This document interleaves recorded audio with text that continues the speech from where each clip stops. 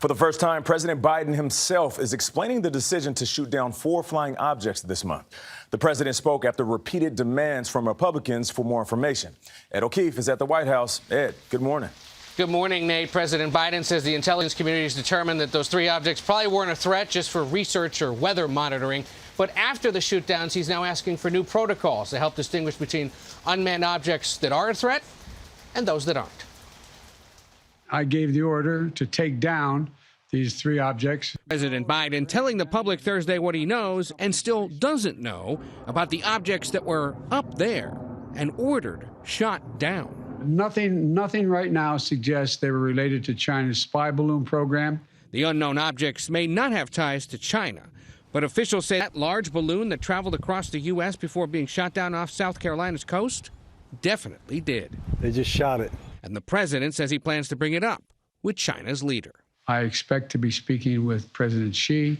CBS News has learned the spy balloon was first detected in late January after launching off the south coast of China. U.S. intelligence officials believe its intended course was just over Guam and Hawaii, but winds blew it towards Alaska, across Canada, and the continental U.S. before it drifted off the east coast. We shot it down, sending a clear message. The violation of our sovereignty is unacceptable. Navy and FBI dive teams recovered the majority of the Chinese balloon debris, but U.S. and Canadian authorities are still trying to track down what remains of the other 3 objects, which were detected with recently expanded radar sensors. There are hundreds of these cases being reported. We don't do a good job of monitoring. We don't have a systemized way to respond to it. To address that, the president laid out future protocol, including establishing an updated inventory of these airborne objects, putting measures in place to improve detection, and updating rules that help better distinguish between objects that pose a risk and those that don't. But make no mistake, if any object presents a threat to the safety and security of the American people, I will take it down. Now, it's not clear when President Biden might speak with Chinese President Xi, but overnight the Chinese responded to all of this by saying that the U.S. needs to work to bring back sound and steady relations. Nate? Ed, if you're a man of any age, getting a physical is a big deal, and we heard that the president had his physical yesterday. What did we learn?